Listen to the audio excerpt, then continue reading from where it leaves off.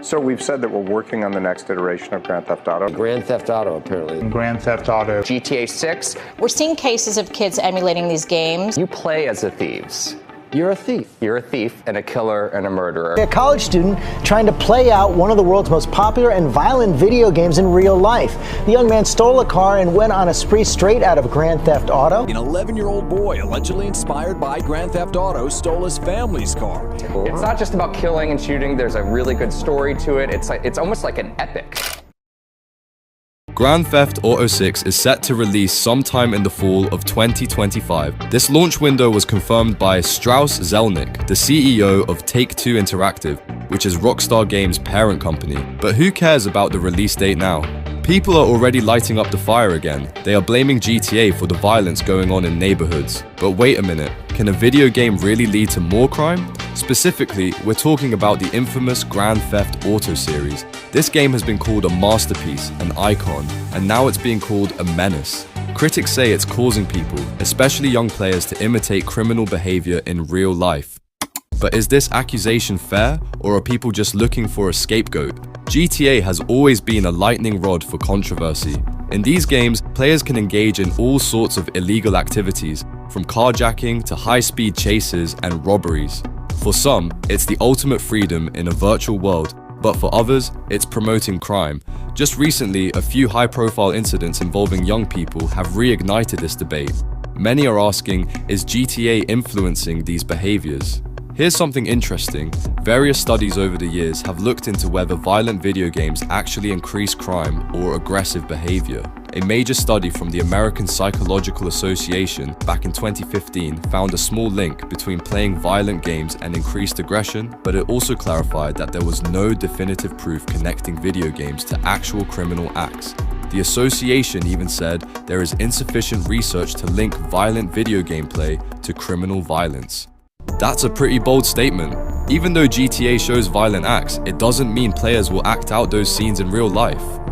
We're seeing cases of kids emulating these games because the games are so realistic. They want the sensation of the real experience in real life. But fast forward to now, and the debate is still heated. Take, for example, a recent incident in 2024, where news outlets reported that a teenager in the United States allegedly committed a series of carjackings and later told police he was inspired by scenes in Grand Theft Auto. It's stories like these that have people up in arms, with some blaming GTA as a manual for criminals. Yet, this doesn't consider that millions of people play GTA without engaging in crime. Are these isolated cases just outliers, or is there a connection we're missing?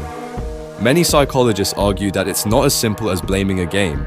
Dr. Andrew Przybyłski, an expert in behavioral science, says that games like Grand Theft Auto can actually be healthy outlets for stress and aggression. According to him, people play these games as a way to blow off steam. He even stated in a recent interview that the real issue might be about underlying personal and social factors. So, in his view, a game alone isn't enough to turn someone to crime. It's more about individual circumstances. Let's also talk about social influences. It's easy to point fingers at GTA, but in reality, there are so many other factors that play a role in a person's behavior, family life, mental health, socio-economic status. In fact, studies from Oxford and Harvard have both found that people who commit crimes generally have complex backgrounds with a lot of influences. GTA might be an easy target, but is it really fair to blame a game when there's so much more at play? Rockstar Games, the creator of GTA, has responded to these accusations a few times. They say that the game is purely for entertainment and not meant to be taken as a guide to real-life behavior. Rockstar argues that the game's mature rating makes it clear that it's meant for adult players who can distinguish between fantasy and reality. Plus, other popular games have elements of violence too, but they're not necessarily held to the same scrutiny. Why does GTA get so much attention? It's also interesting to look at this issue on a global scale.